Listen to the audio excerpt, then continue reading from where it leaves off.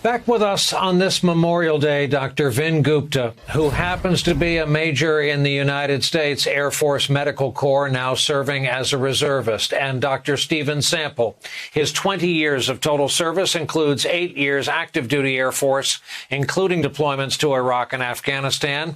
These days, a lieutenant colonel in the Air National Guard. Gentlemen, I have known this about you both individually, but we have been so eager to put you together to talk Guard and Reserve stuff together and pay tribute to your service. Dr. Sample, you first. What drew you to it? And tell our viewers who may not know, civilian population, what the average yearly obligation is. Yeah, I appreciate you having us on about this tonight, Brian. What drew me to military medicine initially was fear of debt. I was a 25 going on 26-year-old kid who was starting medical school in the fall with a 3-year-old and a 6-month-old daughter and a wife who was a brand new nurse. And I was faced with the prospect of several $100,000 worth of debt. And frankly, I was just looking for a way to pay for it. This was in May of 2001 when I signed my contract. The world was at peace. And I was looking forward to doing some medical mission trips to Central America. And when the towers came down, it was the week before our first set of examinations in medical school. We call it Black Monday. And my whole class sat and watched the towers fall. I knew my life was going to be different at that point in time, but I did not know that it was going to be 7 years almost to the day that I was landing in Iraq in the middle of a sandstorm as a brand new baby-faced ER doctor, scared out of my mind. Oh, my goodness. Dr. Gupta, same question to you.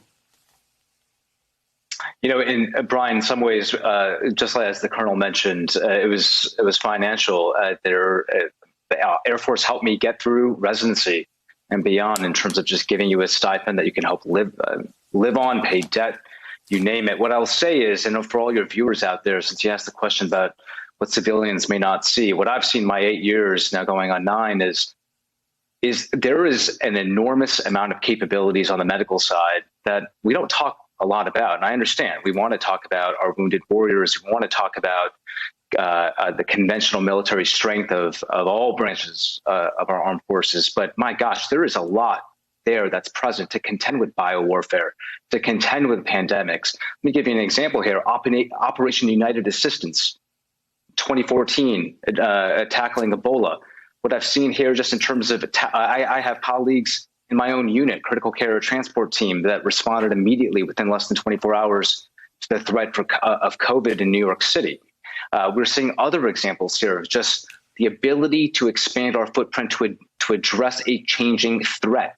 And that is our mobile military capabilities. And I'll lastly say here, I've been part of the African Rapid Response Partnership Program, APREP, back during the Obama administration. It's a heavy military medical footprint. We help our partner military nations put up military treatment facilities within less than 24 hours so they can deal with emergency response issues in places like Africa.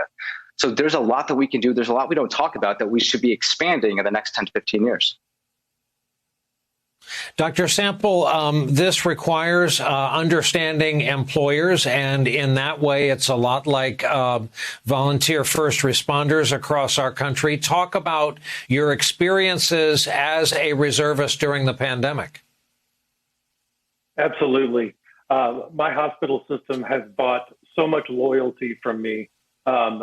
When I came out of active duty Air Force in 2013 and I transitioned over into my service in the National Guard, I don't know if they knew what they were getting into because we do. I disappear for a month a weekend every month and a week here and a week there, plus or minus deployments, as needed. And my hospital has been there to answer the call from the beginning. They always bring in part-timers. They pay my partners to cover my shifts. And it's hard on them. They've spent tens of thousands of dollars over the last 9 years to keep me active in my service. And I'll be forever grateful for that opportunity. Dr. Gupta, starting with you, if I place the two of you gentlemen in, say, an establishment that served alcoholic beverages, sat you down and kind of sat a few feet away and listened, would there be good-natured Air Force Reserve trash talking my units better than yours? What would typically happen? I'd probably be obligated to follow Lieutenant Colonel Sample's orders, so whatever they may be, Brian.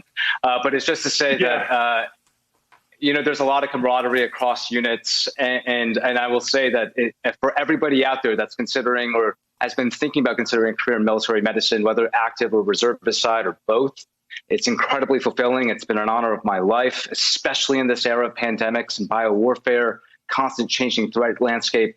Not a better opportunity or career move that you can make than making that jump.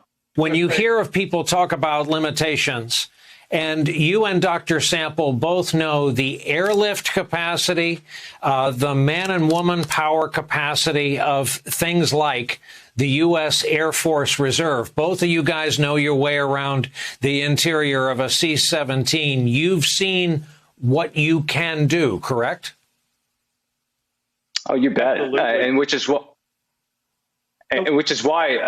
moving oxygen tanks and for India right now, Brian, to your question, C-17, C-5s can do enormous movement of oxygen, basic medical equipment. We can send people that are trained to stand at medical treatment facilities in the most austere environments. I've seen it. I've participated myself. It's an incredible capability that we have. Dr. Sample, go ahead. I owe you time for a response, but the fact that he's now referenced your rank 3 times tells me this is going to be a very polite conversation. Yeah, going back to the last thing, if I had Gupta in a bar, I'd have him under the table with bourbon, and I'd probably have him doing push-ups by the end of the night. But yeah, what Major Gupta says is absolutely true. The capabilities of our military medical system are unreal.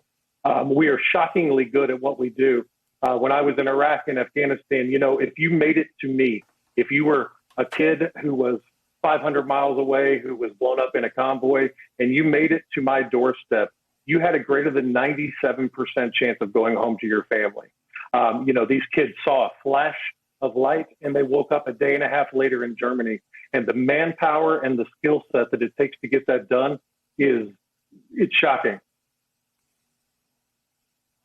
Well, I'll put it this way. We will try our very best to put you two together with a shared beverage. Tell you what, I don't drink, so maybe since it sounds like you need an adult in the room, it's going to be some mixture of bourbon and push-ups. Maybe I'll be there and we'll record pictures of the event. Someday when we all get together, Dr. Vin Gupta, Dr. Stephen Sample, in addition to the service you have provided for all of our viewers during this pandemic, on this day of all days, we couldn't be more grateful for your service to our country. Thanks, gentlemen. Thanks for doing this, and thanks for accepting our invitation to come on. Back to your families both.